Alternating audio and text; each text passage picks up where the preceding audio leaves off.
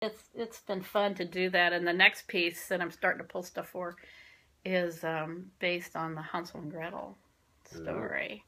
But it's told by Gretel, who's sort of mad at Hansel because he got fed all this food and stuff, and she was like starving. She helped the witch stoke the fire, and it's sort of about um, what if the witch didn't really die, and she's back, and you almost see Gretel getting possessed by the witch, Hmm. and suddenly looking at Hansel like he might be something good to eat. So it's really that'll be fun to do. Awesome. Yeah.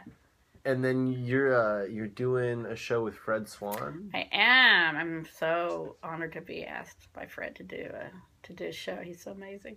So Fred has subleased the space from Chris Haberman at Pioneer Mall, kind of the opposite end of People's Art Gallery, and our show is called The Rite of Fall, however we want to interpret that.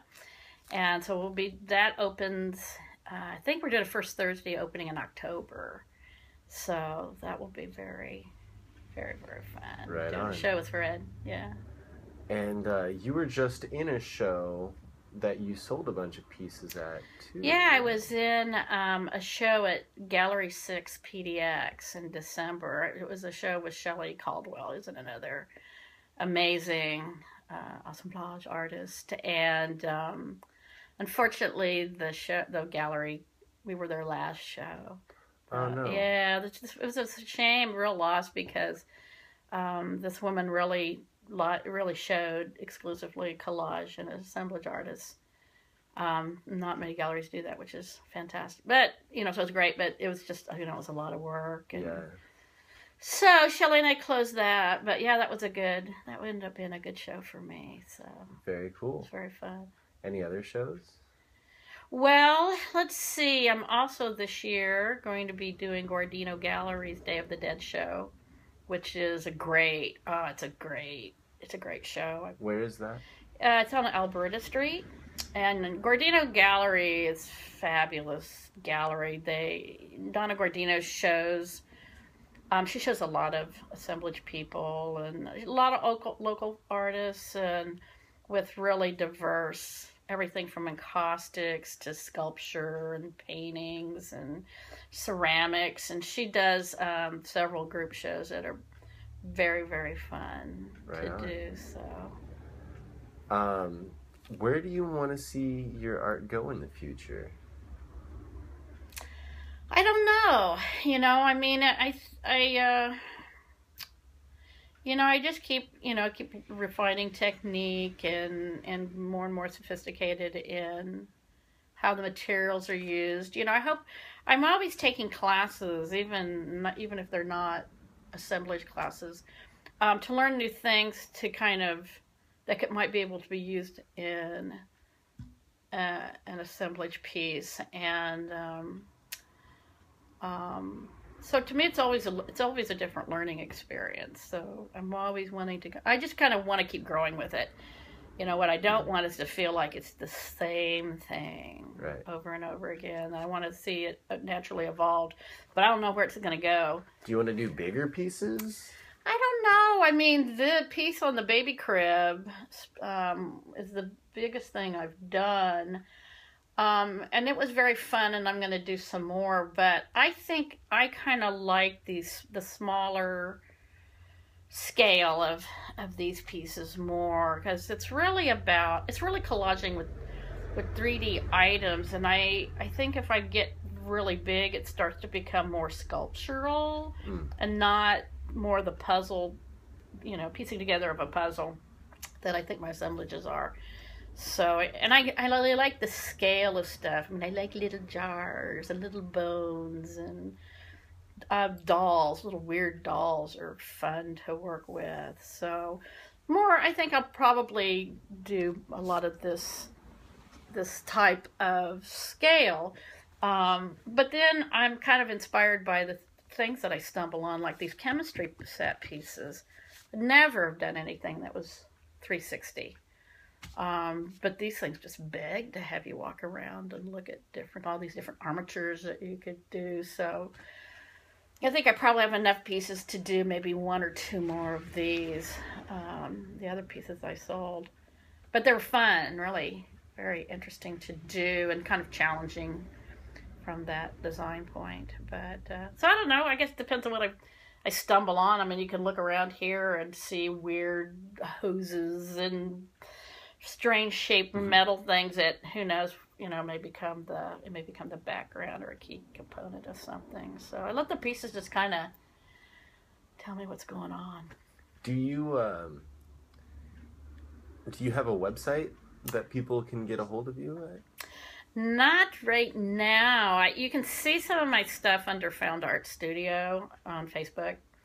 But really, that's kind of it. I'm getting one made. It's just not up yet. Right on.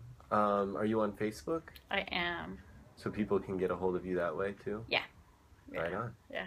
And I assume you post some like photos of your work on Facebook as well? Yeah, I do. Most of it's is under Found Art Studio, and that's kind of where I post a lot of stuff. You'll also see me in Portland Open Studios this year, so if you get the little guidebook and stuff, there'll be pictures of my stuff with a map on how to find my studio. The artists open up their studio to the public. Wow. And you can come and watch us actually work and see our work and talk about our work. So that's very fun. It's the second and third weekend of October. Very cool. Very fun. Very fun. You see a lot of really great. It's a juried show, so the artists are good quality and fun to come hang out and see what people are doing. Definitely. Yeah. We'll have to definitely check that out. Yeah, you do. So let's take a little bit of a walk around your studio, show off a few things. All right, so this is the biggest piece that I've ever done. It's called Dreams and Nightmares. And when I started, I was like, this is not going to be about death. It's just going to be about dreams and nightmares. But this thing has a way of kind of doing its own thing. It became very much about, death, dying, rebirth, which are kind of my common themes. The central piece here, this is a sheep skull that a friend gave me, which I like that because, when you're sleeping, you're counting sheep. But then, we have the picture of the child who looks like she's sleeping, but it's really a piece of Victorian mortuary photography and angels and just sort of almost this it's sort of like heaven and hell, but they're flipped because here's all the little angels and stuff down here. But then we have the little macabre, little devil, little diablos and things at the top. But and you have more frames like this that you're going to use? I do. I've got two more of these that a friend gave me that I'm going to be doing some stuff on. Maybe I thought I might maybe do an assemblage interpretation of Mexican Loteria cards. Wow. Which could be fun, Thought about doing tarot cards because there's just enough of these little squares to do every tarot card. But I think I would go crazy doing the same, like, how many wand cards can you do? I get bored pretty easily, so yeah. I don't like to kind of repeat the same thing over and over. And then this is another one that I really wanted to show off. I really love this piece here. Oh, yeah, that's Ixtapalotl, the goddess of, she's a goddess of a whole lot of things, but the thing I like about her, and she is I believe she's it's Aztec goddess, and she is a goddess of a world where little children, when they die young, that's where they go to this little world that she oversees, and part of the myth is she turns herself into a tree and suckles the children with her roots. So Papalotl is, I think, Aztec for butterfly. So that's why she has these sort of wings. You have these kind of weird butterfly wings, and she's typically shown with a very scary skeletal head. So this is sort of a shrine to her, if you will. kind of fun to do. Yeah. The last thing that I wanted to talk about was we're having a gallery at my house. There's going to be one this month, and I have a poster or a flyer if you want one. Yeah. Posters and flyers just got printed yesterday, so I still have to hand those out. But it's this Friday, actually. This is coming Friday. Oh, wow. The 27th. Fourth Effin' Friday is what it's called. It's the fourth Friday of every month. And there's free booze, free food. I invite all of the artists that I interviewed in the previous month to come show.